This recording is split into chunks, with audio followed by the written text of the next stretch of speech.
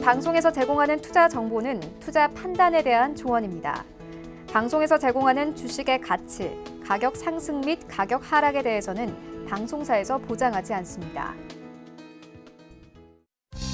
시청자 여러분 안녕하십니까. 오늘장 내일장 2부 문을 열도록 하겠습니다. 2부에서는 이제 시장 상황에 맞는 종목 짚어드리고요. 여러분이 궁금하신 종목 상담 이어갑니다. 하단에 번호 나갑니다. 100원의 정보 이용료 부과되는 샵 4989번을 통해서 궁금하신 종목 있으신 분들은 종목명, 매수 가격, 비중을 적어서 보내주시면 잠시 뒤에 두 분의 전문가와 함께 상담 이어가 보도록 하겠습니다. 유튜브 통해 함께 하실 수가 있습니다. 유튜브 접속 뒤에 서울경제TV 검색어 입력하시면 다양한 다시 보기 채널들이 열립니다. 상단에 라이브 채널 함께 열리는데요. 클릭해서 들어오시면 언제 어디서나 TV 채널과 동일하게 시청 가능하니까요. 유튜브 채널도 많은 시청 부탁드리도록 하겠습니다. 이 시각 시황 변동 상황 짚어봅니다. 자, 시황 보시면 2100선은 지키는데 상승폭이 좀 둔화가 됩니다. 0.37% 상승인데 하루간의 흐름을 정리해 보도록 하겠습니다. 보시면 2106까지 올라왔던 시장이 조금씩 내려오면서 2100선까지 현재 내려왔습니다. 오늘 장 마감까지 2100선을 좀 지키나 이 부분을 좀 봐야 될 것 같은데 수급 주체 보시면 외국인만 삽니다. 2,362억 원 외국인 강하게 매수하는 가운데 개인은 팝니다. 2,282억 원 정도 지금 매도가 나오네요. 기관 38억 원 매도인 가운데 연기금에서는 강하게 매수 들어옵니다. 664억 원 연기금 매수 잡힙니다.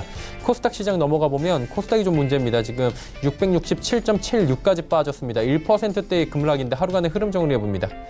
보시면 678부터 666까지 그대로 빠져내려왔고요. 현재 저점 부근에서 하회하고 있습니다. 수급 주체 보셔도 개인만 사는 답답한 시장입니다. 개인이 1,685억 원 사고요. 기관, 외국인 동반 매도합니다. 기관은 전 주체가 또 매도 포지션 잡고 있습니다. 다음 살펴보도록 하죠. 1,178원 50전에 거래되면서 원달러 환율 살짝 움직이네요. 20전 상승하는 모습 보여집니다. 금일폰 방송에서 제공해드리는 정보는 투자 판단에 대한 조언일 뿐입니다. 해당 주식의 가치와 수익률 보장해드리지 않는다는 점 참고해 주시기 바랍니다. 마감 전략 짚어보도록 하겠습니다. 메리츠증권증권 영업부의 권홍섭 대리 연결돼 있습니다. 안녕하십니까? 네, 안녕하십니까? 예, 시장이 힘이 없다라는 게 바로 보이는데요. 어떤 흐름으로 지금 흘러가고 있는지 짚어주시고 마감 전략 함께 들어볼까요? 네, 오늘 우리나라 증시는 장 초반 외국인 매수세에 힘입어서 2100선을 회복하는 상승을 기록했습니다. 그러나 오후가 접어들면서 소폭의 개인 매도 부분이 계속적으로 나오는 와중에 대형주들이 약간 좀 상승폭을 좀 반납을 하게 되면서 2100선 정도에서 좀 장이 마감할 걸로 예상이 되고 있는 상황인데요. 코스닥 시장의 경우에는 지금 오후 동안 계속적으로 외국인과 기관의 쌍끌이 매도로 인해서 지속적으로 지금 하락폭을 키워가고 있는 상황입니다. 장초반까지만 하더라도 어느 정도 코스피가 견조히 계속적으로 상승하는 모습을 보였지만 오후가 접어들면서 외국인이 주기차게 매도가 나오는 바람에 거기에 대해서 투매까지도 나오는 상황인 것 같습니다. 일단 코스피의 경우에는 이제 글로벌 통화 정책이 계속적으로 이머징 마켓 자금에 대한 기대감으로 올라가고 있는 것으로 보여집니다. 우선적으로 우리나라가 지난 18일에 선제적 금리 인하를 단행했고 그 이후에 22일도 금리 인하에 대한 예견을 하는 등 계속적으로 글로벌적으로 금리 인하에 대한 통화 완화 정책에 대한 기대감으로써 외국인이 매수를 하고 있는 것으로 보여집니다. 다만 이제 오는 30일에서 31일 날 FOMC 회의에서 금리 인하가 25bp 내지는 만약에 금리 인하가 또 안 될 가능성도 있기 때문에 그런 부분에서 지금 현재 투자하기에는 굉장히 어려운 지금 상황에 놓여져 있다고 이렇게 보시면 될 것 같습니다. 오늘 특징 섹터로는 이제 반도체, 삼성전자와 SK하이닉스가 상승을 기록하고 있습니다. 골드만삭스에서 반도체에 대한 하반기에 긍정적 흐름이 나올 것이라는 레포트가 출간이 됐는데 그런 부분에서 반도체가 비수기를 넘어서 3분기부터 계속적으로 매출에 대한 어느 정도 실적이 긍정적으로 나올 거라고 예상이 되고 있는 상황이고 거기다가 지금 현재 D램 가격과 그리고 낸드 가격도 지금 한 달 기준으로 해서 거의 한 10% 이상 상승을 했기 때문에 그런 부분을 내용으로 해서 레포트를 썼는데 거기에 대해서 이제 SK하이닉스가 오늘 외국인이 1,000억 원이 넘는 매수를 하게 나서면서 계속적으로 이제 상승을 견인을 하고 있는 상황입니다.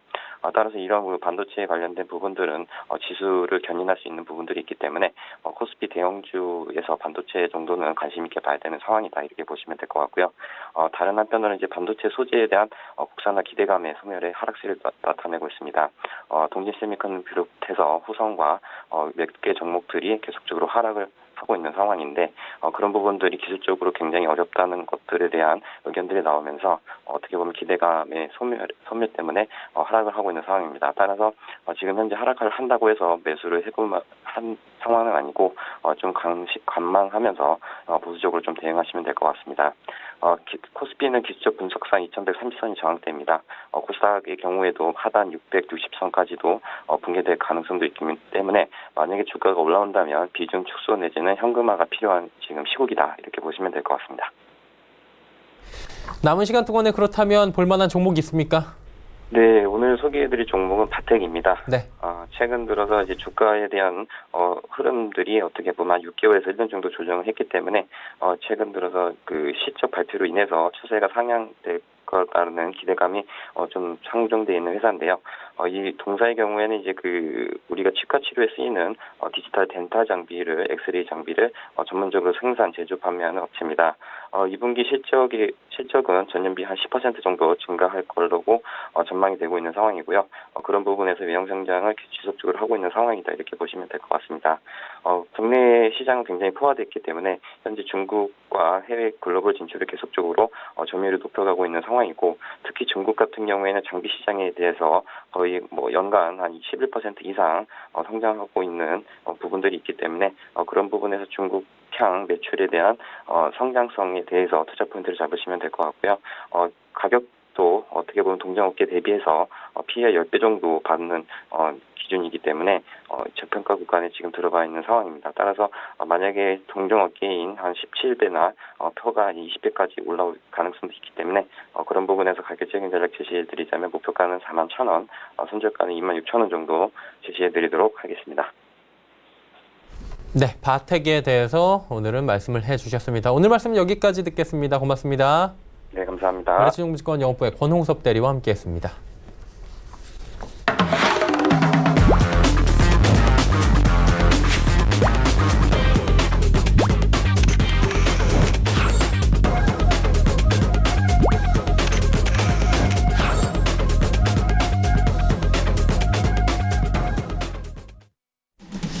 오늘장 내일장 2부 함께하고 계십니다. 이제 두 분의 전문가와 함께 종목 이야기 그리고 상담 바로 이어가 보도록 하겠습니다. 오늘 함께하시는 분들입니다. 샘플러스의 박정식 전문위원, AR 인베스트먼트의 오현진 팀장과 함께합니다. 어서 오세요.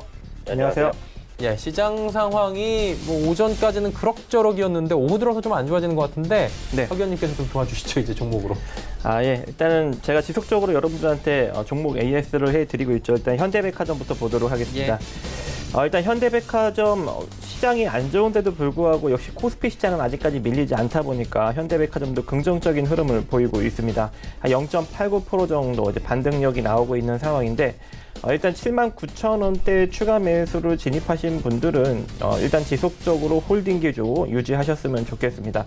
하지만 다시 79,000원은 이제 이탈시키는 흐름이 나온다 하더라도 크게 무리 없이 그냥 끌고 가시면 좋을 걸로 생각이 되고 혹여 조금 더 내려가서 저점을 터치하게 된다면 한 76,900원 정도, 77,000원 정도를 찍을 것으로 보여집니다. 하지만 이 상태로 상승력이 잘 나온다면 기본적인 반등력 일단 81,800원 정도 구간까지는 상승력이 잘 나올 수 있을 것 같고 만약에 이제 긍정적으로 83,000원 정도 라인을 돌파하면서 올라간다 보면 86,000원대까지도 상승력이 이어질 수 있으니 이 상태로 일단 잘 끌고 가 보시고 현대백화점 실적 긍정적입니다. 일단 지속적으로 외형적 성장 그리고 순이익 구조가 잘 나타나고 있고 특히 이제 매출의 긍정적인 턴어라운드 즉 성장세가 아주 돋보이고 있는 그런 상황인데 영업이익은 조금 줄고는 있습니다. 하지만 매출이 지속적으로 성장이 나오고 있고 또 그와 동반해서 자산도 지속적으로 크게 성장을 하고 있기 때문에 물론 이제 부채도 같이 동반으로 늘어나고 있긴 하지만 그래도 외형적 성장을 이룬다는 것에 여러분들이 포인트를 좀 뒀으면 좋겠습니다. 순자산 가치 4조 1,500억인데 현재 시가총액은 상당히 낮게 형성되어 있는 상황입니다. 대략 1조 8천억 정도. 그래서 현재 시장이 많이 불안하죠. 불안하기 때문에 이렇게 좀 굉장히 극단적으로는 저평가되어 있는 기업을 여러분들이 노리게 된다면 시장의 불확실성을 충분히 견뎌내지 않을까라고 생각을 하고 있습니다. 그래서 현대백화점 기존 전략대로 잘 홀딩해 보시기 바라겠고, 이 상태로 반등력 나오면 일단 8만 3천원 정도까지 한번 노려보시고, 그리고 돌파되면 8만 6천원 정도까지, 우리의 이제 목표는 9만 원대죠. 9만 원대까지 한번 잘 노려보시기 바라겠습니다. 자, 그 다음 한국 프렌즈 한번 보도록 하겠습니다. 한국 프렌즈도 제가 여러분들한테 뭐라고 이야기해 드렸습니까? 1,700원 이하로 모아가면 좋은 종목이다. 그래서 이때 1,600원대 여기서 한번 언급을 해서 대시세가 한번 나왔었죠. 2,400원 거의 목표치 달성을 하고 다시금 조정을 갔는데, 제가 어디서부터 잡으라고 했어요? 1,700원 이하로, 그죠? 여기 1,700원 이하로 잡으라고 했는데 역시 다시 한번 짧은 반등 줬고 또 수익 창출했고, 다시금 또 1,700원에 터치를 하고 또 반등, 그죠? 지금 이런 흐름이 나타나고 있습니다. 지금 현재 이 가격권에서 굳이 따라 들어갈 필요는 없어요. 다시금 또 내려오면 1,700원 이하에서, 그죠?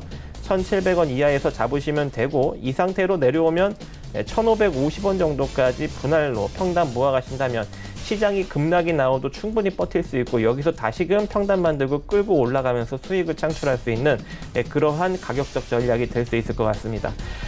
이 기업의 재무 구조는 일단은 순자산 가치는 2,093억인데, 여기 보시면 자본 총계가 2,093억인데 현재 시가총액은 542억으로 자기 자산 가치 대비 상당히 저평가 상태에 놓여져 있는 상황입니다. 물론 살짝 적자 기미가 2017년에 있었고, 그래도 2018년에도 살짝 있었는데 흑자 턴 어라운드 되고 있는 상황입니다. 현대기아차가 최근에 팰리세이드도 그렇고 자동차가 SUV 쪽이 좀 잘 나가죠. 소나타도 상당히 업그레이드가 돼서 굉장히 좋게 나왔기 때문에 여러분들이 이제 앞으로 현대기아차의 실적 성장세를 이제 맞이하게 될 건데, 최근 이제 2분기 실적도 긍정적으로 나왔기 때문에 현대기아차 동반으로 가는 한국 프렌즈가 충분히 긍정적인 주가 상승력과 실적을 보일 것으로 보여집니다. 그래서 다시 한번 언급드리지만 굉장히 저평가된 실적 턴 어라운드 기업이고, 그로 인해서 현재 주가가 굉장히 낮게 형성돼 있기 때문에 시장의 불안 요인을 충분히 견뎌낼 수 있는 그러한 주가 위치다. 그리고 그 주가 위치에서 우리가 공략할 수 있는 포인트는 1,700원대 이하로 모아간다. 그리고 1,550원까지 평단을 만들어 가시면 충분히 중장기적으로 긍정적인 결과를 낼 수 있다라고 생각을 합니다. 목표가 2,400원 그대로 유지하시면서 손절 라인은 조금 내리도록 하겠습니다. 제가 이제 1,550원까지 모아가라고 했으니까 손절 라인은 1,500원으로 제시해 드리고, 느긋하게 분할로 1,700원 밑에서 시의를 두고 단일 호가에 접근하지 마시고 시의를 두고 천천히 매집을 하시기 바라겠습니다. 자, 그 다음 종목 보도록 하겠습니다. 롯데하이마트 보도록 하겠습니다. 롯데하이마트. 자, 롯데하이마트 같은 경우 단기적 바닥력을 조금 형성을 했다가 옆으로 도직격으로 좀 기고 있었는데, 오늘 조금 음봉의 기미가 살짝 보이는 것 같습니다. 거래량이 다시금 또 올라타는 그러한 기미가 나오고 있어서 조금 더 저점을 줄 모습으로 지금 나타나고 있는 상황이어서 여러분들이 이제 조금 조정력을 조금 더 열어두고 대응을 해야 되는 것이 아닌가라고 생각하는데, 일단 여기서 조금 더 빠지면 37,000원 정도까지는 38,000원 정도까지는 다시 한번 저점을 다질 수 있는 가능성 존재합니다. 하지만 38,000원이 이탈된다면 조금 저점인 가격인, 자, 차트를 좀 수정해서 보여드리도록 하겠습니다. 차트를 비율을 좀 70% 정도까지 축소를 해서 여러분들한테 보여드리면, 현재 조금 더 저점으로 내려가게 되면 이 가격 라인인 대략 35,000원 가격 라인, 이 자리가 거의 이제 극단적인 저점 자리다라고 보시면 됩니다. 이 자리는 현대차가 92,000원 찍고 지금 반등이 13만원, 14만원대까지 나왔었죠. 그러니까 현대차의 92,000원 자리가 이 롯데하이마트의 35,000원 자리랑 똑같다. 그러니까 이 자리는 그냥 찍고 반등이 나오는 자리입니다. 그죠? 이 밑으로 쉽게 밀릴 수가 없어요. 자산 가치로 인해서. 자산 가치를 한번 간단하게 한번 보도록 하겠습니다. 이 기업의 자산 가치는 2조 316억입니다. 2조 316억. 롯데하이마트. 근데 현재 시가총액은 지금 9천억밖에 되지 않습니다. 9천억. 근데 잘 보세요. 이 롯데하이마트가 지금 어떻습니까? 2조짜리 기업이고 어떻게 돼요? 흑자를 잘 내고 있죠. 그죠? 2019년에도 매출은 상승하고 영업이익은 조금 감소하지만 그래도 흑자를 내고 있습니다. 내려고 하고 있습니다. 그죠? 1분기 실적이 이미 긍정적으로 나왔고 2분기 실적도 긍정적으로 나올 수 있을 것 같습니다. 거기에 지금 시가총액이 얼마입니까? 9천억입니다. 자산가치는 얼마? 2조 300억. 그럼 여기서 적자를 내는 기업도 아닌데 지금 이 정도로 빠졌다라는 거는 시장이 불확실성이 강력하게 나와도 이제 내려갈 자리가 거의 없다라는 거랑 똑같은 거죠, 여러분. 지금 유통업체들이 성장 모멘텀이 좀 사라져서 많이 내려왔습니다.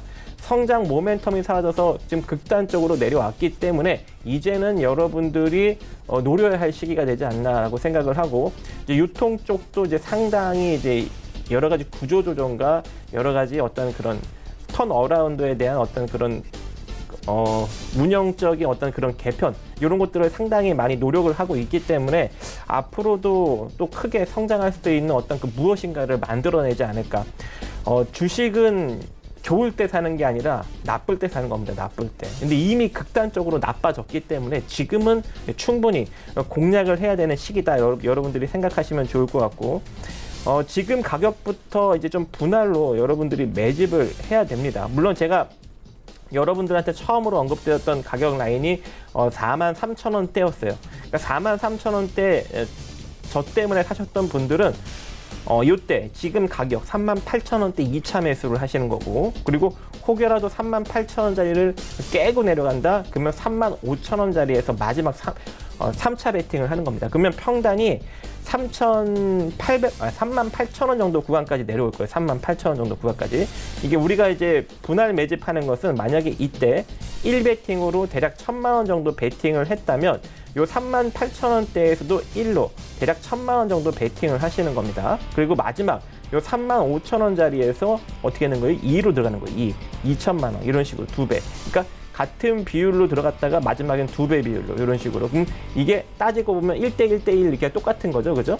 근데 이제 총 따지고 보면 1대1대2 비율이고, 이제 이런 식으로 베팅을 하면 평단이 좀 많이 내려옵니다. 많이 내려오고, 저점이 38,000원 찍고 반등이 나올 수도 있는 거고, 그죠? 재수 없으면 35,000원까지 내려왔다가 올라갈 수도 있는 거고, 어디를 찍던 간에 우리는 충분히 이제 비중이 실렸기 때문에 긍정적인 결과를 낼 수가 있어요. 아시겠죠? 그런 식으로 현재 이 롯데하이마트를 끌고 가신다면 이것도 중장기적으로 충분히 긍정적인 결과를 낼 수 있을 것 같고, 일단 제가 극단적 저점이 35,000원짜리라고 여러분들한테 언급을 드렸기 때문에 손절 라인을 좀 낮추도록 하겠습니다. 손절 라인을 34,000원으로 낮추고 35,000원 정도권까지 내려올 수 있는 거를 좀 감안해서 현금 여력을 많이 확보해 놓고 지금 38,000원에 2차 베팅을 한 다음에 끌고 가신다면 충분히 목표가, 일단 단기적 목표가 42,000원, 조금 중장기적 목표가 5만 원대까지 여러분들이 안정적으로 끌고 가실 수 있을 것 같습니다. 그 다음에 이제 두산중공업 보도록 하겠습니다.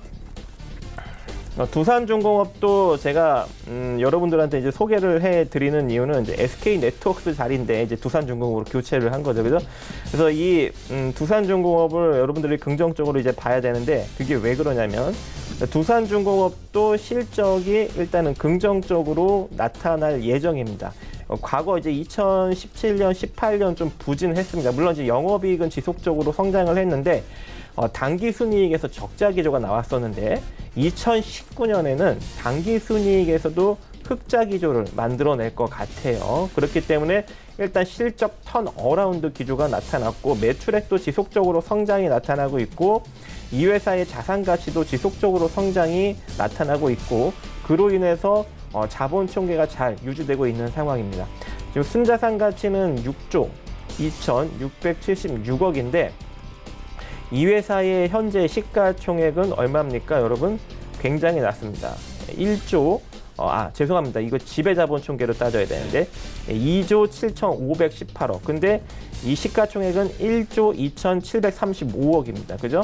그래서 거의 자기 자산 가치 대비 거의 반토막 이상 나 있는 격이라서 여러분들이 이제 안정적으로 노릴 수 있는 그런 구간이고, 실적이 턴 어라운드 되고 있기 때문에 뭐가 들어와요? 외국인과 기관의 순매수력이 들어올 수 있겠죠. 그래서 딱 보면은 두산중공업을 보면 현재 순매수로 외국인과 기관의 순매수력이 최근에 6,200원, 6,000원대부터 조금 들어오고 있는 모습입니다. 그래서 여러분들이 이 외국인과 기관과 동반으로 이제 두산중공업을 바닥권에서 이제 관심을 좀 가져봐야 되는 그러한 상황이 되었다라고 여러분들한테 언급드리고 싶고, 그래서 두산중공업 다시 넘어가서 보시면 현재 가격부터 여러분들이 조금 분할 관점으로 접근을 하시는데, 제가 보기에는 다시금 두산중공업이 내려와도 5,900원을 이탈시킬 것 같지 않습니다. 5,900원. 그래서 이 6,300원에서 5,900원대까지 분할로 여러분들이 평단을 만들어 가시는 그런 전략으로 가시면 좋을 것 같고, 손절 라인은 5,900원을 이탈시키지 않는다라고 제가 생각을 하고 있기 때문에 마지막 손절 라인은 5,900원이 이탈 시 손절 관점 제시해 드리도록 하겠습니다. 손절. 자, 그리고 목표는 여러분들한테 제가 제시해 드릴 목표는 일단 8,900원 정도 자리. 8,900원 정도 자리는 현재 이 파동상으로 보았을 때 제가 일단 주봉으로 좀 보도록 하겠습니다. 주봉으로 보았을 때 현재 파동을 간단하게 잡으면 요 정도, 그러니까 한마디로 최근 하락 파동의 거의 이제 끝물 파동이죠. 요 정도 자리, 그죠? 6,900원 정도. 대략 8,600원에서 9,300원 정도 사이까지는 기술적 반등이 기간 한참 좀 한 1년, 2년 정도 봤을 때 나올 수 있는 그런 가능성이 존재해서 일단 8,900원 정도까지 여러분들한테 목표가 제시해 드리고, 손절 라인은 제가 일단 대본에는 6,000원 정도 적어드렸는데 수정을 해서 5,900원 이탈식 손절로 바꾸도록 하겠습니다. 아시겠죠? 그런 식으로 가시면 좋을 것 같습니다. 자, 그리고 롯데쇼핑 보도록 하겠습니다. 자, 롯데쇼핑도 최근에 일본 불매 운동에 직접적인 좀 타격을 받으면서 유니클로도 롯데가 좀 유통을 시키고 있고, 거의 이제 일본 사업이 좀 있다 보니까 주가가 쉽사리 반등이 나오지는 못하는데 더 이상 빠지지도 않죠. 왜 그렇습니까, 여러분? 일단 롯데쇼핑은 이미 극단적인 하락력을 맞이했기 때문입니다. 그래서 더 이상 악재가 있어도 쉽사리 빠질 수 있는 그런 위치가 아닙니다. 지금 실적도 2019년부터 본격적으로 좀 턴 어라운드 되는 기미가 현재 나타나고 있고, 그리고 순자산 가치 11조 6,812억인데 현재 시가총액이 4조까지 빠졌기 때문에 지금 위치에서는 쉽사리 빠질 수가 없습니다. 아무리 악재가 나와도. 그리고 제가 만약에 14만 5천 원짜리가 깨지게 된다면 찍을 수 있는 자리는 13만 8천 원에서 13만 9천 원이다 라고 했는데 진짜 13만 9천 원 찍고 반등이 나오지 않았습니까? 그래서 이 상태로 일단은 홀딩을 하시고, 일단은 제 말을 듣고 롯데쇼핑을 16만 원대 1차 매수를 하셨던 분들은 지금 14만 5천 원 이하에서 14만 5천 원 이하에서 2차 매수를 하시는 겁니다. 2차 매수를 하시고 끌고 가시고, 마지막 최종 베팅은 얼마 가격에서 하시느냐? 대략 12만 9천 원짜리에서 마지막 3차 베팅을 하시면 됩니다. 이제 이 자리 안 줄 수도 있습니다. 안 줄 수도 있으니까 자, 마지막 이 자리에서 베팅할 거 남겨두시고 끝까지 끌고 가시면 되고, 제가 일단은 중기적으로 여러분들한테 목표가를 제시해 드리는 가격은 30만 원대지 않습니까? 30만 원대. 근데 단기적으로 제시해 드리는 가격은 16만 2천 원에 한 번 잡으신 분들과, 그리고 14만 5천 원 이하에서 두 번째 잡으신 분들은 평단이 좀 내려갔기 때문에 목표가 16만 원 제시해 드리도록 하겠습니다. 목표가. 일단 짧은 목표가죠.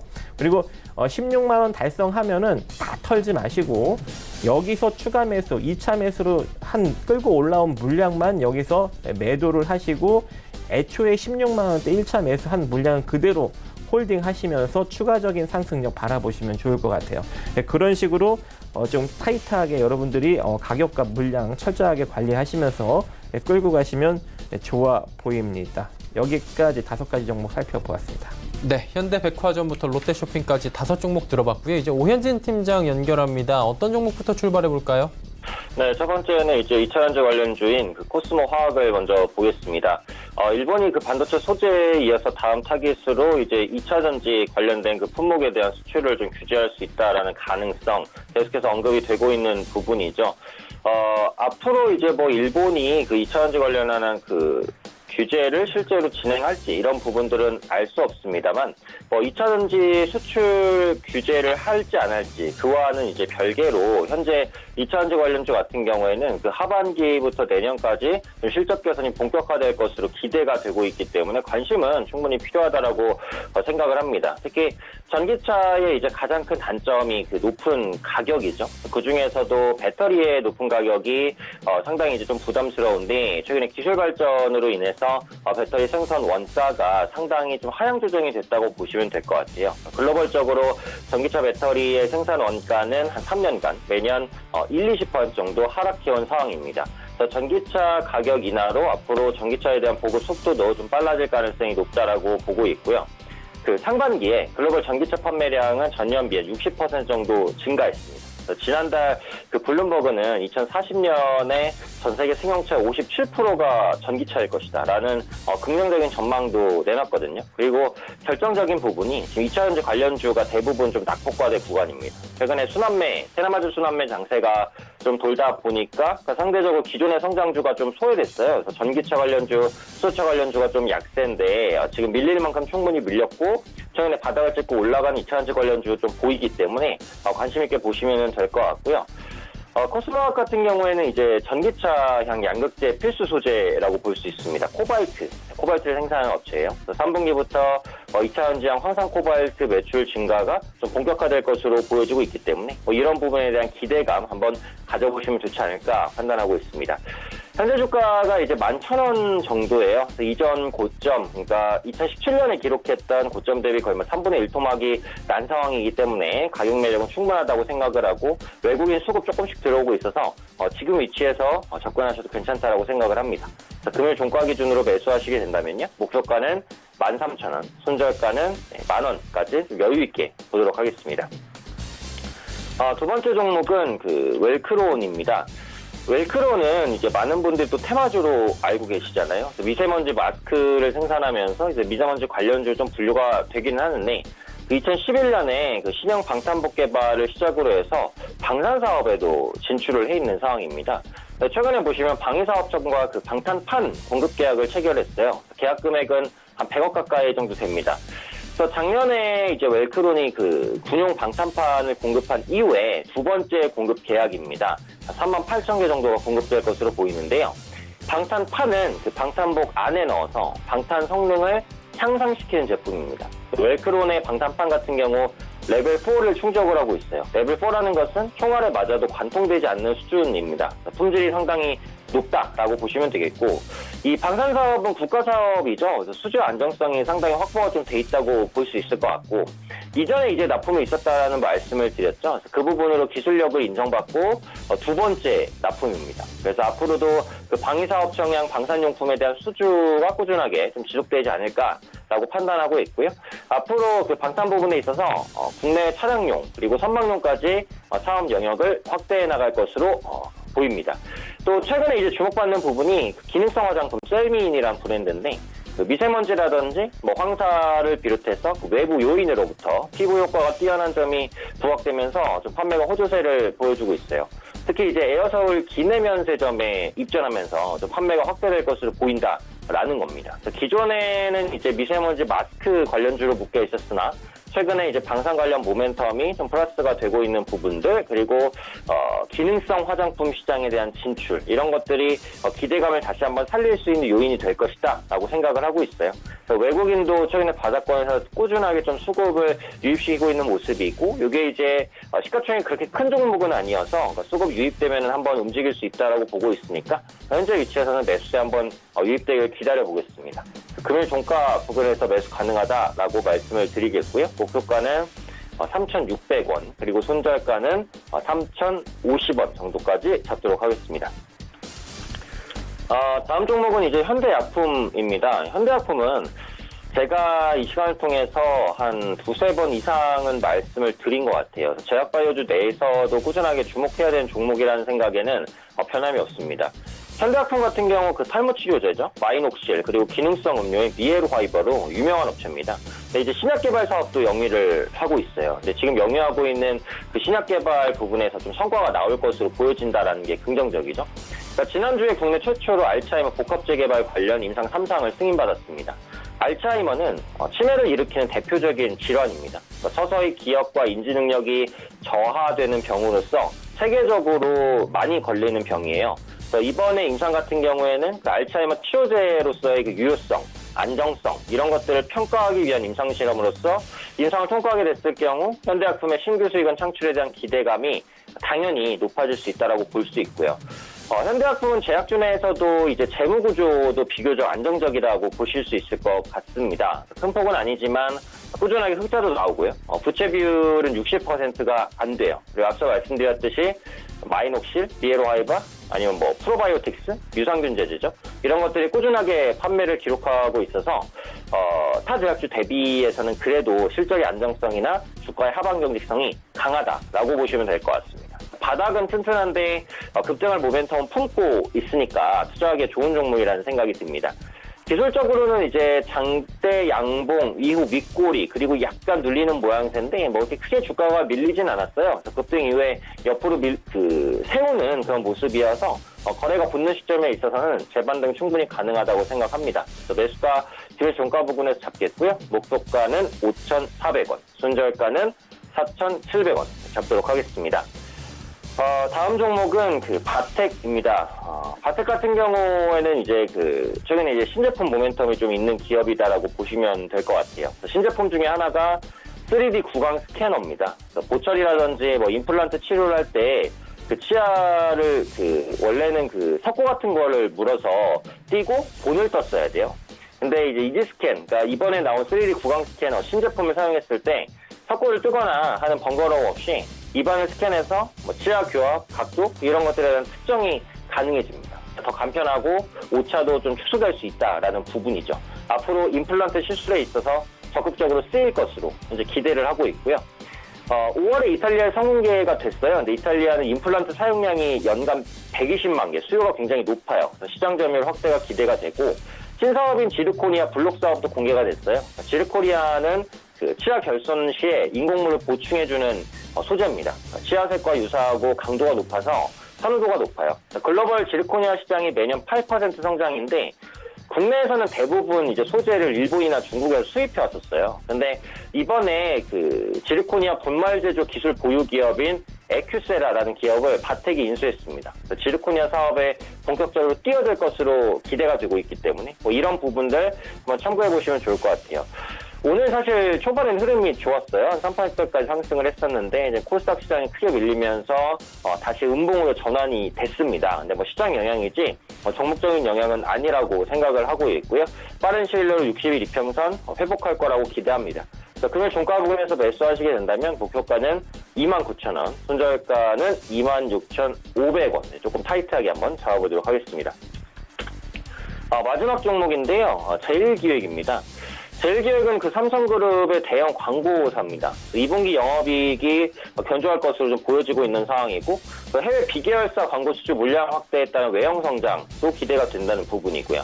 중국 시장에서 로컬 광고주의 물량이 늘어나고 있고 또 유럽과 북미 지역에서도 물량이 꾸준하게 증가하고 있습니다. 작년에는 루마니아의 디지털 광고회사죠. 센트레이드와 인도의 익스퍼리언스 커머스 등이 자회사로 편입이 됐어요. 그래서 자회사가 성장을 하게 되면 모회사인 제일기획이 수혜를 받는 구조다 이렇게 볼 수 있겠고 삼성전자의 갤럭시 스마트폰 광고 집행도 좀 주목을 하고 있죠.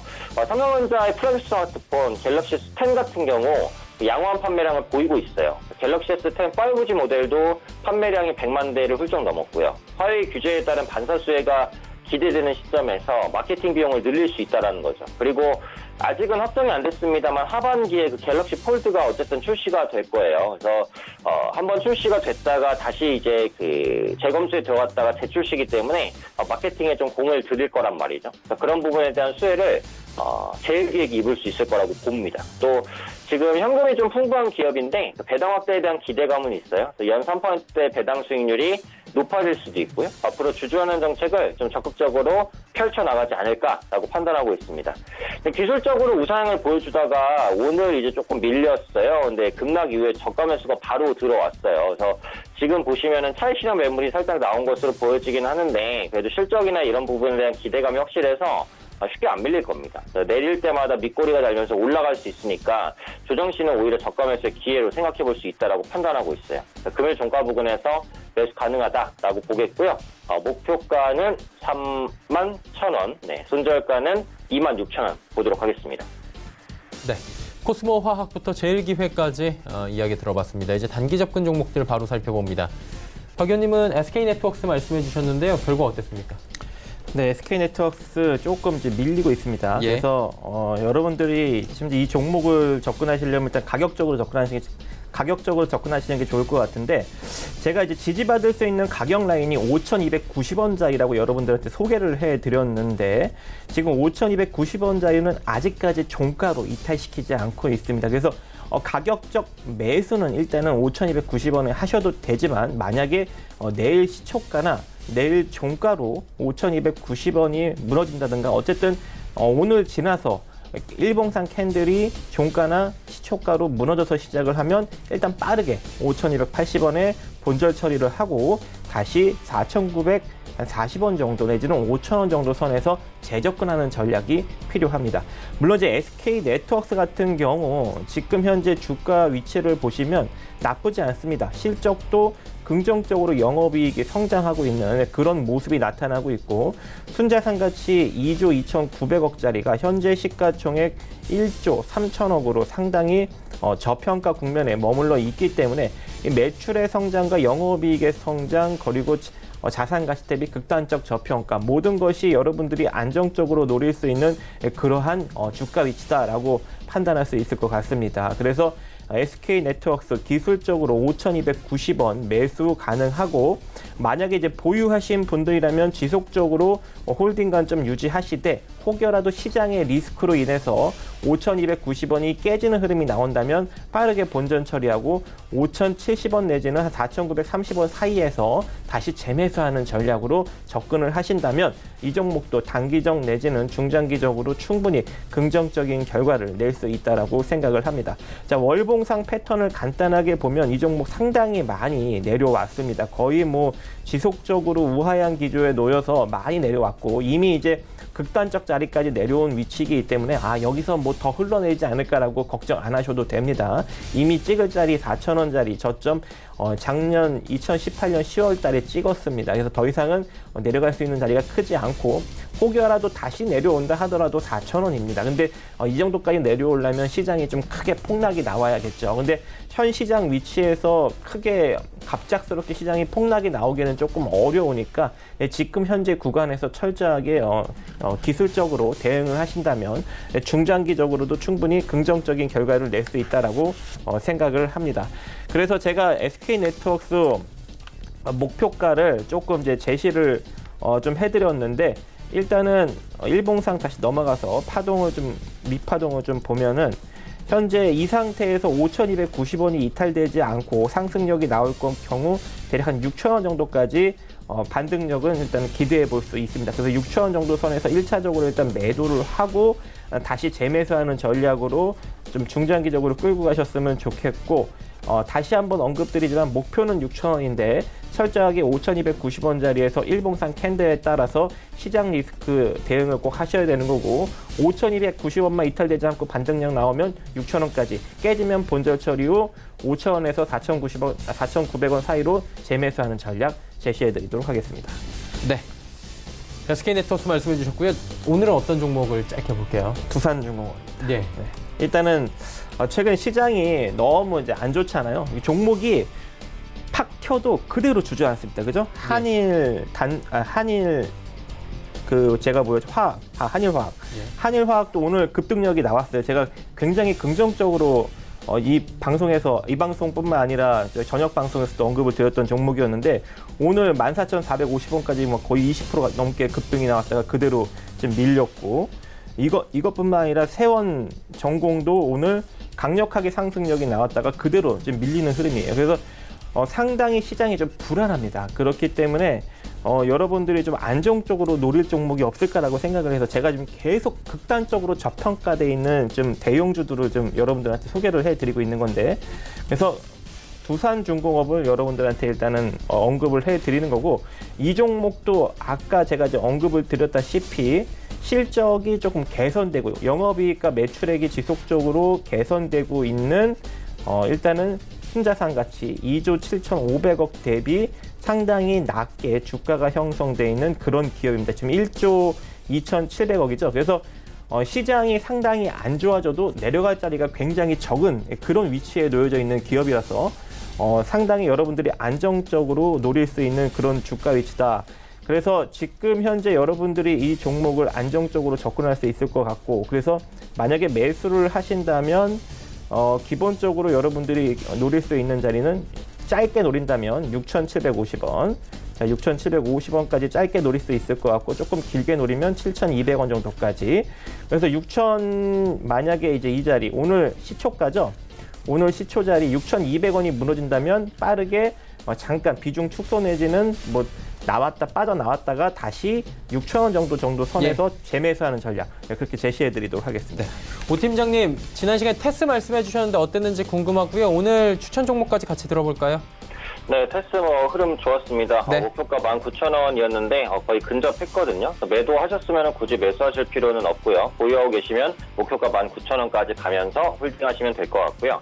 오늘 단기 종목은 웰크론입니다. 웰크론이 아무래도 생각보다 좀 가볍게 움직일 가능성이 있어요. 바닥권에서 외국인 수급 유입 기대되니까 그 부분 참고하셔서 단기 종목으로 한번 보시면 될 것 같고요. 매수가 금일 종가, 목표가 3,600원, 손절가 3,050원, 앞서 말씀드린 가격 유지하도록 하겠습니다. 마감 지수 바로 정리해 보도록 하겠습니다. 코스피부터 만나보도록 하죠.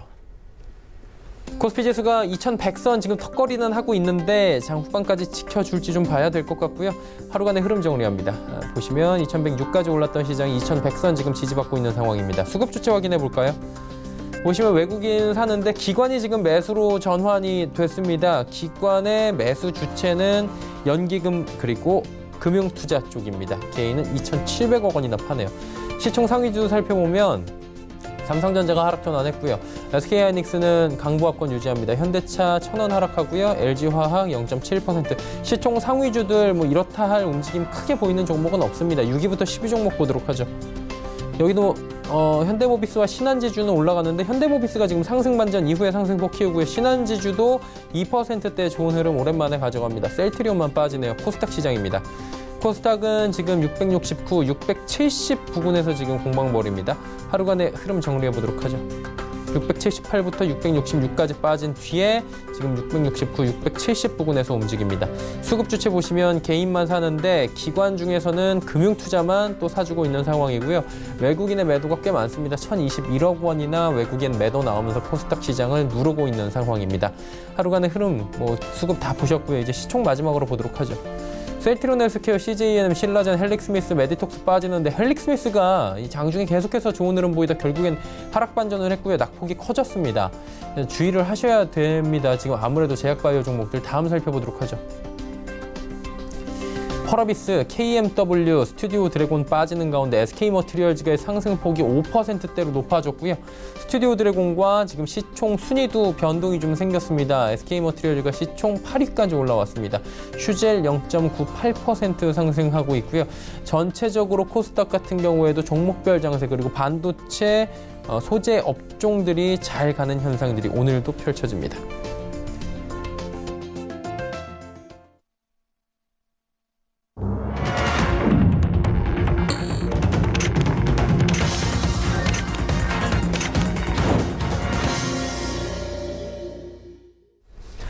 네, 시장이 마감이 됐습니다. 오전과 오후가 좀 달랐고요. 오후 들어서 좀 코스닥 같은 경우 급락이 나타나면서 심리적으로도 좀 약간 무너질 수 있는 범위까지 665가 살짝 무너지는 모습도 또 보여줬습니다.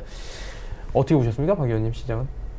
네, 일단은 웬만하면 좀 수요일 장까지는 좀 긍정적으로 흘러갔으면 좋겠었는데 오늘 안타깝게도 좀 코스닥이 무너지는 흐름이 나오면서 우리 코스피 시장도 조금 이제 위험하지 않을까라고 생각을 합니다. 우리 코스피 찍을 자리 찍었습니다. 오늘 2105선 고점으로 터치한 상황에서 지금 현재 우리 코스닥만 좀 강력하게 밀리고 있거든요.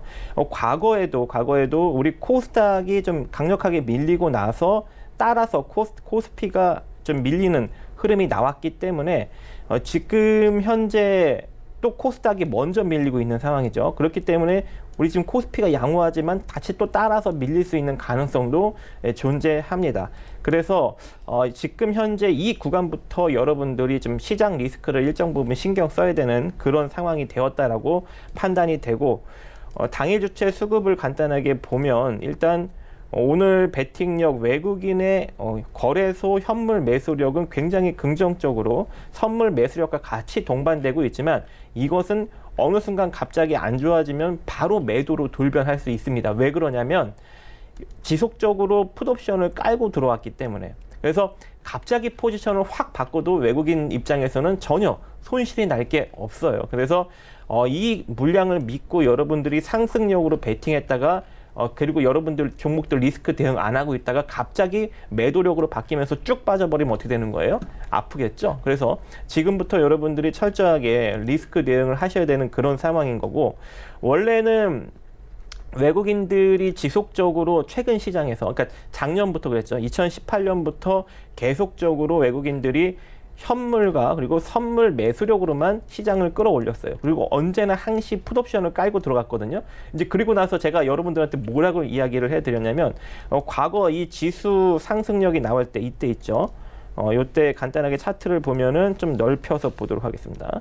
넓혀서 보면 이때 반등력이 좀 나왔던 요 시절이 있죠. 요 시절. 이 시절이 있는데, 자, 이 시절에도 제가 뭐라고 이야기를 해드렸냐면, 자, 지수는 반등이 나오지만 계속적으로 풋옵션을 깔고 들어가고 있기 때문에 만약에 조정력이 나온다면 그 상승폭을 다 반납할 것이다 라고 이야기를 했는데 진짜 어떻게 됐어요? 다 반납했죠. 그럼 지금도 마찬가지예요. 상승력이 나오고 있지만 지금 뭘 계속 깔아두고 있어요?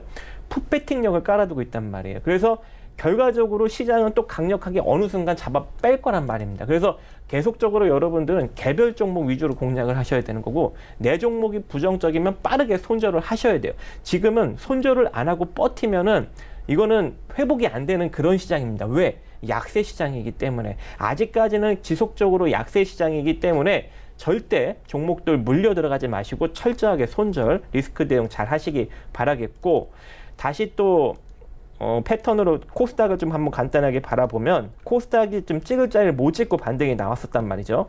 이게 654선 정도까지 내려가야 되는데 조금 약간 덜 찍고 반등이 나왔다가 다시금 했다가 또 내려가는 그런 상황이에요. 그래서 지금 현재 파동상 보면은 어디를 돌파하지 못했냐면, 자, 이 라인이죠. 676 라인을 살짝 올라탔다가 돌파하지 못하고 또 내려갔다가 또 여기 얻어맞고 내려가는 격이라서 결과적으로 이건 뭐예요?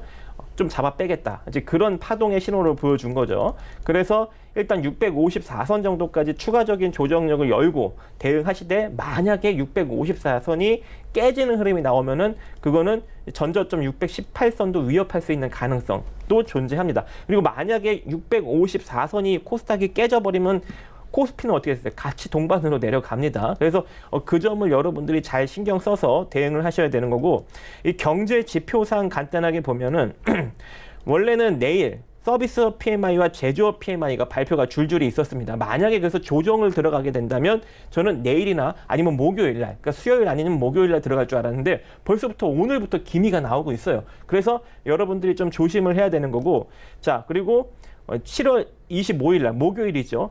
한국 GDP 발표가 있는데 과거에도 예상치가 1.8이었는데 1.7로 나오면서 우리나라에서만 외국인 자금력이 강력하게 빠져나가면서 하락이 나왔거든요. 근데 이번에도 예상치가 2.0인데 이 예상치 2.0보다 안 좋게 나와버리면 어떻게 되는 거예요?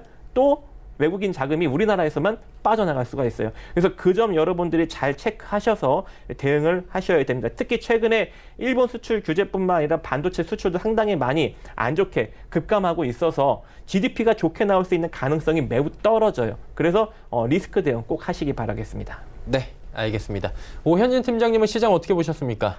네, 일단은 최근에 조금 회복을 보여주다가 코스닥 시장이 계속해서 무너지는데 결국은 제약주 문제인 것 같아요. 제약주의 투자 심리가 아직 개선이 안 되다 보니까 코스닥 지수가 움직이지 못하는 그런 모습들이 나타나고 있는데 저는 뭐 개인적으로는 이제 코스피 시장은 그래도 좀 버텨줄 수 있을 거라고 생각을 합니다. 특히 최근에 나타나는 흐름들 보시면은 코스피 시장의 외국인 수급은 괜찮아요. 물론 언제든지 돌아설 수 있는 가능성, 환율이 안정되지 않았다는 우려감 이런 것들 남아있지만 또 요즘에 올라오는 종목군들을 보면 코스피 시장에서 낙폭과대 대형주들이 일단 조금 올라옵니다. 오늘 한국전력도 일단 좀 고개를 들긴 했어요. 그래서 낙폭과대 대형주 중에서 고개를 좀 드는 종목군들을 중심으로 보시면 괜찮지 않을까라는 생각이고 최근 들어서 이제 섹터별로는 반도체 섹터가 가장 좋아요. 삼성전자나 SK하이닉스가 DXI 지수 급등에 힘입어서 상승하는 흐름들 늦어도 내년 빠르면 하반기에 반도체 업황 개선에 대한 기대감이 일단은 강하게 반영이 됩니다. 근데 지금 시점에서 삼성전자나 SK하이닉스 사기는 좀 어렵잖아요. 그러다 보니까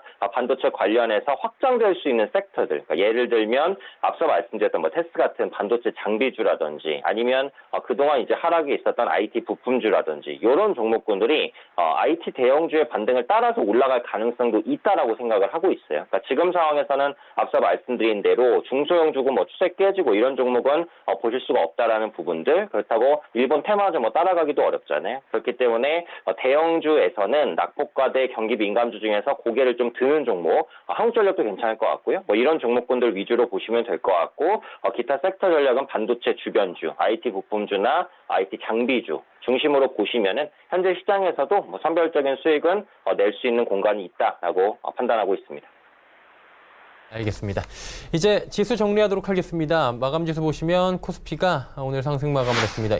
2101.45포인트, 그래도 2100선 턱걸이하면서 마무리가 됐고요.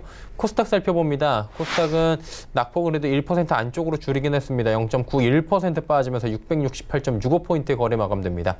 원달러 환율도 짚어봅니다. 원달러 환율 소폭 올라갔습니다. 60전 올라가면서 1178원 90전에 거래가 마감이 됐습니다. 종목 상담 바로 이어가 보도록 하겠습니다. 오늘의 첫 번째 종목 투비소프트 들어와 있습니다. 7155번님의 종목이고요. 4,200원. 비중이 좀 높네요. 60% 담고 계시다고 하는데 네. 어떻게 할까요, 이 종목은? 네, 투비소프트 인터페이스 UI 그리고 사용자 경험 UX 이 개발 플랫폼을 좀 만들고 있는 IT 기업입니다. IT 기업. 근데 최근에 실적이 어떻습니까? 상당히 좋지 않아요. 적자 기업이에요. 적자이다 보니까 주가를 조금 부양시키려고 어떤 사업을 추가했냐면, 자 여기서 보면 바이오 신약 관련 신사업을 투비 바이오 신약 연구소를 설립해서 시작을 하였습니다. 근데 신약 하나 개발하고 그리고 임상시험하기도 굉장히 오래 걸리는데 요런 거 하나 딱 해놓고 성과가 나오겠습니까? 안 나오겠죠, 그죠? 그러면 여기서 여러분들이 기대할 거는 그냥 단순히 주가 부양 그냥 간단하게 시키려고 이런 걸 사업 목적에 넣었구나 라고 생각하시면 되는 겁니다. 근데 지금 상황에서 굉장히 적자죠.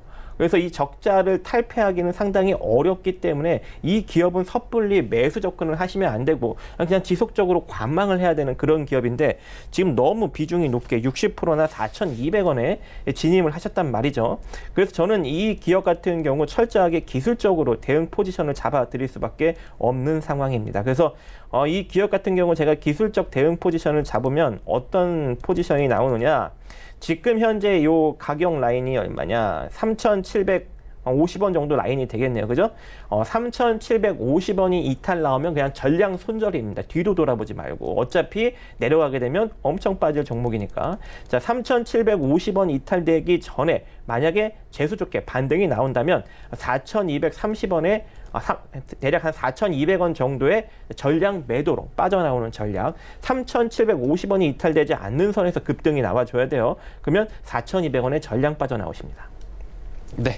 투비소프트에 대한 가격적인 지금 전략을 제시를 좀 해주셨습니다. 두 번째 종목 상담 바로 이어갑니다. YIK 들어와 있고요. 4327번님께서 3,730원에 비중은 20% 담고 계시다 하시네요. 오 팀장님 어떻게 할까요?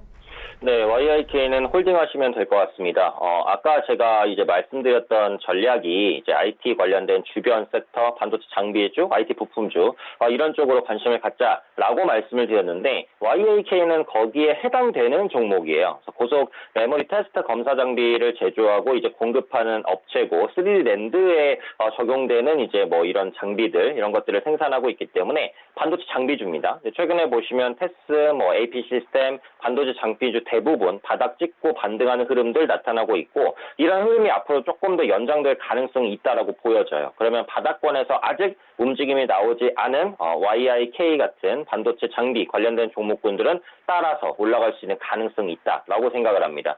수급적으로 봐도 이게 기관 외국인이 계속해서 매도를 한 6월 달 말에서 7월 초부터 현재까지 했어요. 근데 보시면은 기관이 어제부터 매수에 들어오는 모습, 외국인 오늘부터 매수에 조금 가담하려는 그런 조짐들 보입니다. 그래서 지금 위치에서는 오늘은 조금 밀렸다고 하더라도 완만하게 반등 정도는 가능할 것 같아요. 그리고 이미 6월 달에 저점을 찍고 저점을 조금씩은 높이고 있기 때문에 홀딩하시면서 가져가시면 될 것 같고요. 매수가가 너무 3,700원이니까 거기까지 노리기는 조금 어려울 수도 있을 것 같아서 목표가는 한 3,400원 정도 말씀드리고, 질문 내용이 손절가 부탁드립니다 였기 때문에 손절가는 2,500원 말씀드릴게요. 2,500원이 이제 직전 저점이었던 가격이고, 앞서 말씀드렸듯이 조금 흔들려도 아마 올라갈 거라고 생각을 합니다. 그래서 손절가 2,500원 조금 넓게 잡으시고 3,400원까지 노려보는 관점 말씀드리도록 하겠습니다. YIK에 대한 이야기 들어봤습니다. 세 번째 종목은 아바코 들어와 있습니다. 아바코 6,800원에 비중 20%, 9,770번님 문자인데 이 종목은 어떻게 할까요?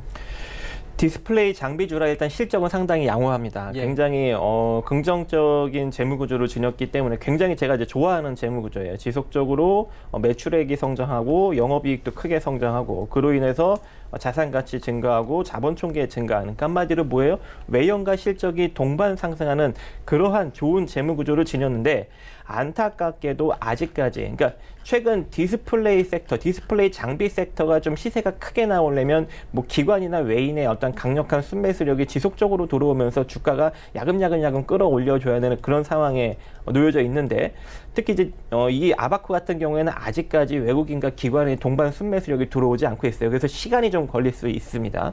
시간이 걸리는데 아직까지 수급 주체가 존재하지 않기 때문에, 그러니까 개별적으로 디스플레이 장비주들이 움직이지 않아요. 요즘 시장이 그렇더라고요. 그래서 개인들이 뭐 강력하게 어떤 이슈를 만들어서 끌어올릴 만한 게 없기 때문에 이거는 기관과 외인의 실적 성장세, 외형적 성장세를 바탕으로 지속적인 매입으로 끌어올려져야 되는데, 아직까지 아바코는 그러한 흐름이 보이지 않기 때문에 최대한 평단을 좀 낮춰나가는 그런 전략을 여러분들이 구축을 하셔야 되는데, 이 아바코 같은 경우 이미 좀 높은 가격에 잡았어요. 한 6,820원 정도에 20%를 잡으셨기 때문에 일단은 이걸 손절하지 않으시려면 20% 정도, 현재 이 들어간 물량 작은 만큼 현금력을 미리 확보해 놓고 기다리시는 거예요. 기다렸는데 시장의 약세와 함께 주체가 없기 때문에 슬금슬금 만약에 내려와 준다면 5,550원 정도에 한 번 더 들어갑니다. 그럼 여기서 비중 40%까지 늘리는 거죠. 그죠? 20% 더 들어가서 비중 40% 추가해서 끌고 올라오면 평단 처리는 그냥 시킬 수 있는 그런 종목이고, 만약에 여기서 그대로 상승이 나오면서 올라가면 6,800원 정도, 최근에 좀 시장이 불안하잖아요. 그죠? 그럼 매수가 6,800원의 비중을 절반 이상 축소합니다. 절반 이상 축소해서 다시금 시장의 하락력과 맞물려서 내려와 준다면 그 축소한 자금력 갖고 다시 밑에서 재매수하면서, 즉 6,000원 이하에서 재매수하면서 평단을 좀 끌어내리는 전략, 그러면서 중장기적으로 끌고 가서 어떤 외국인과 기관의 투자 주체 수급이 들어올 때까지 버티는 전략, 그러면 이제 중장기적으로 대수익을 낼 수 있는, 왜? 재무구조가 굉장히 좋고 자산가치 대비 저평가니까 그런 식으로 아바코를 투자하셨으면 좋겠습니다. 네, 아바코에 대한 가격적인 전략들 쭉 설명을 해주셨습니다. 다음 종목 상담 함께 이어갑니다. 대호 PNC고요. 8120번님께서 1,170원에 비중 30% 담고 계시다라고 보내주셨네요. 오 팀장님 어떻게 할까요? 네, 이 종목도 홀딩하시면 될 것 같습니다. 대호 PNC는 이제 그 철강 관련된 종목으로 업체예요. 그래서 선재라든지 뭐 스테인리스 선재 사업을 함께 영위를 하고 있고, 이게 자동차 부품, 전자 부품, 뭐 베어링 굉장히 광범위하게 사용이 됩니다. 그래서 철강주인데 이 종목은 근데 최근에 뭐 철강 모멘텀 움직였다라고 보기엔 조금 어려워요. 그러니까 개인적인 수급에 의해서 움직였었던 부분이 있고, 또 대우 PNC가 경협주로 좀 분류가 됩니다. 그래서 북한에서 인프라 투자가 뭐 본격적으로 진행이 된다라고 하면은 뭐 철에 대한 수요가 증가할 수 있잖아요. 철강제라든지. 그래서 그런 부분에 따른 수혜를 받을 수 있는 종목군들로 꾸준히 언급되는 종목입니다. 근데 최근의 흐름을 보면은 경협주가 좋냐? 좋지는 않거든요. 아난티라든지 뭐 현대 롯데 이런 종목군들 지지부진하고, 북한과 미국의 관계 개선도 지금 속도 조절에 좀 들어간 모습이어서 경협주가 계속해서 올라갈 환경일까? 그렇진 않다고 보여져요. 그런데 대우 PNC 같은 경우에는 5일 이평선을 타면서 가고 있어요. 그러면 그냥 수급을 따라서 대응하는 게 맞다라는 관점입니다. 그래서 경협주가 안 가는데 가는 경협주가 있네? 그렇다고 해서 굳이 매도할 필요는 없다라는 거죠. 지금은 추세가 상승이기 때문에 그냥 올라가는 흐름에 몸을 맡기시면 되겠습니다. 매수가가 1,170원이기 때문에 굉장히 낮은 가격대예요. 그래서 매수 타이밍도 괜찮았던 것 같고, 지금은 수익을 조금 더 누린다라는 관점에서 보유 물량 가지고 간다라는 거고요. 가격 전략만 드리겠습니다. 그래서 목표가는 한 1,450원, 이전 고점 정도 되니까 1,450원까지 시세 분출 한번 노려보도록 하겠고요. 익절가가 되겠죠? 익절가는 오늘 장대 양봉의 저가 정도 1,270원입니다. 그래서 목표가 1,450원, 익절가 1,270원 정도 잡고 홀딩하면서 추가 수익 노려보자라고 말씀드리겠습니다. 네, 대호 PNC까지 이야기 나눠봤습니다. 두 분은 이쯤에서 보내드리도록 하겠습니다. 샘플러스의 박정식 전문위원, AR 인베스트먼트의 오현진 팀장 두 분과 함께했습니다. 고맙습니다. 감사합니다. 금일 본 방송에서 제공해드린 정보는 투자 판단에 대한 조언이었습니다. 해당 주식의 가치와 수익률 보장해드리지 않는다는 점 참고해 주시길 바랍니다. 오늘장 내일장 저희가 준비한 소식은 여기까지입니다. 편안한 오후 시간 보내시길 바랍니다. 저희는 내일 오후 2시에 뵙겠습니다. 고맙습니다.